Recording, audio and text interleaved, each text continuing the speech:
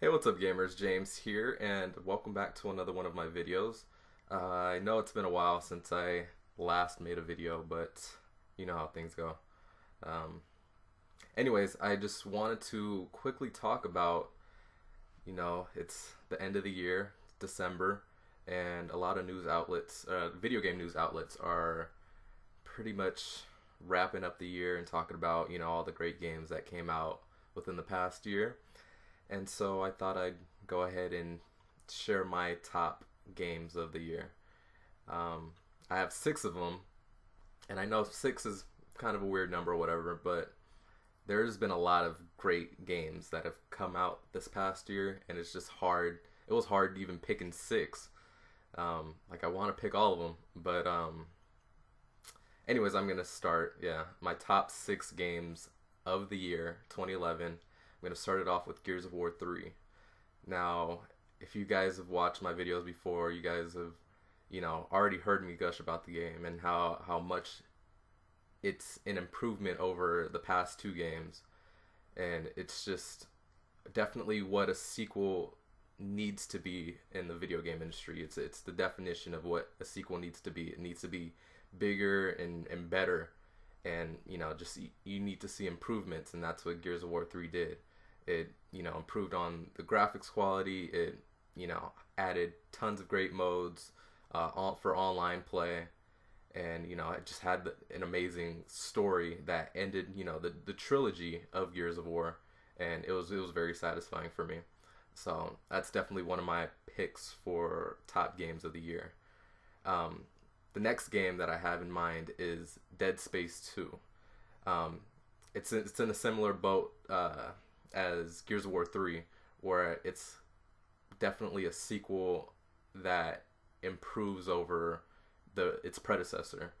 The first Dead Space game, like I'm not even a big horror game fan, but there's just something about Dead Space that drew me into it, and I played it, and even though I was scared, I loved the I just loved it. But Dead Space 2 definitely improved over the first game with improved graphics. The controls felt a lot tighter. It felt like a legit third person shooter, but without taking away the cinematicness of, like the horror in it. And it was just amazing from beginning to end. And even though the game was only like 6-7 hours long, I enjoyed, the entirety of that 6 to 7 hours. And that game added in multiplayer. It wasn't the greatest, but at least it didn't detract from the single player experience, which, you know, is all that matters to me. So that's definitely one of my favorite games of the year as well. Um, so the next game is Elder Scrolls Skyrim. Now this is a game that I'm still playing pretty much all the time. Um, I just clocked in over 30 hours in the game, which I know I guess it's a lot. I don't know. I know a lot of people have clocked in way more hours than I have, but 30 hours, that's a lot. If you really think about it, that's a lot. But and that tells you something. Um I'm still enjoying the heck out of that game. It's just amazing. And it feels like, even though I've played it for 30 hours, it feels like I barely just scratched the surface of the game. I've just, I've been sticking around in this one area, and it feels like I've done so much in that area, but there's so much more to explore.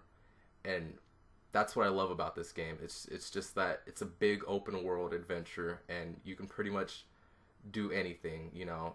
The sky's the limit in that game. You can literally just play the game how you want. You don't necessarily have to follow along with the quest line, or you don't have to. I don't know. You can just do anything, which I really love about it. And I'm still playing it. I'm still going to continue to keep playing it. So it's definitely one of my favorite games of the year. Um, Next game we have up, I believe this is number 4, is Batman Arkham Asylum. Not Arkham Asylum. Arkham Asylum was a good game, but Arkham City. Batman Arkham City was amazing. It's everything that a superhero game needs to be. You have Batman trapped in this big city. It's like it's another open world game where you can literally you can just fly around the city, beat up bad guys, take on quests, search for Riddler trophies, and there's just so many villains in that game. It's not even funny. It's just amazing. I loved every bit of it, and it's just like it's really gritty and it's dark, and it's just amazing. I can't say anything more than Batman Arkham City was just one of the best games I've played this year. I had a blast with it. I'm kind of sad that it's over, that I finished playing it, but I definitely enjoyed my time with it. Alright, so the next game I have up is Deus Ex Human Revolution. And this is a game that's I just fell in love with it immediately as I started playing it. Now this is a game that I haven't finished yet, which I'm very disappointed in myself for not completing it. But at the same time, from what I've played of it, like I don't need to play anymore to tell me that this is an amazing game. Deus Ex, it's a futuristic, I guess like a steampunkish world where you play as a character named Adam Jensen, and you're just like, it's very cinematic, and you're pretty much trying to discover, what went wrong with this company that you're working with. You're a security guard, but basically like there's this whole conspiracy going on with like augmented people, basically people who lose limbs, I guess, and they get it replaced with robotic augmented parts and make them like kind of like a superhuman. And that's what your character goes through, and it's just amazing, the story of it, and all these different plots that you uncover throughout as you're playing, and the combat. It's like a first person shooter, but at the same time it'll go out to third person when you take cover. So it's kind of got like a strategy behind it, and it's very stealth based as well. But you can totally play the game however you want, which is another amazing thing. You upgrade your abilities.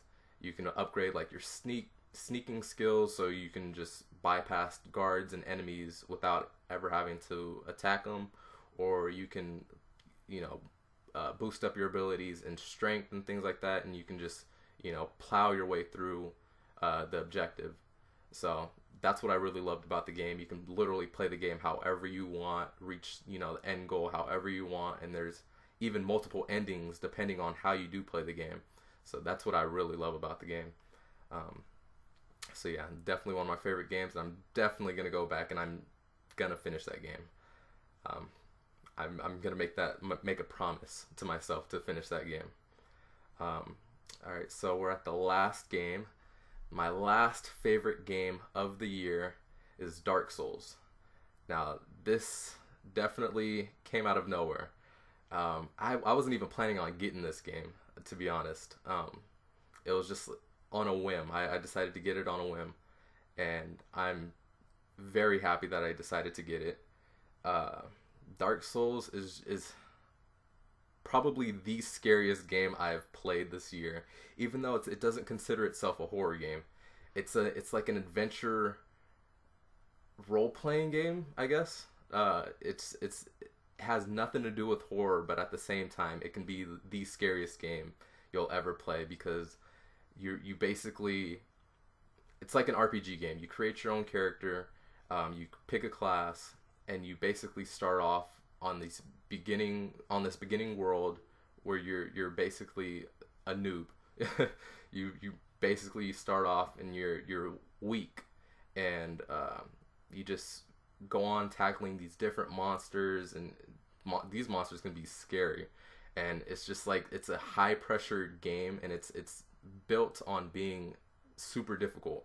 It's built on having you die a bunch of times, but at the same time it's a super rewarding game, because once you do pass an area where you've died so much, you feel super accomplished, and they definitely reward you for your accomplishments, and I really enjoy that about that game. It's another game I didn't finish, but I invested so many hours into the game that I definitely like Deus Ex. I don't need to play it anymore to know that it's a great game, and it is a game that I do plan on going back and hopefully trying to finish. I'm not gonna say that I'm not gonna make that promise that I made with Deus Ex, just because Dark Souls is a brutal game. It's amazing, but it's definitely one of the hardest games, the hardest game that I've played this year. But it's amazing. So yeah, that's my top 6 games of the year, and I want to hear what your guys' opinions on your favorite games of the year are. I know there's plenty of games that you can think of that have come out in 2011 that are amazing. There are so many games that I even left out that I want to, consider as my top games, but I wanted to make this list a little bit short. So there you guys have it. That's my list of my top favorite games of 2011. And yeah, like I said, leave your comments below and let me know what you guys thought were your favorite games. Until next time, I'll see you guys later.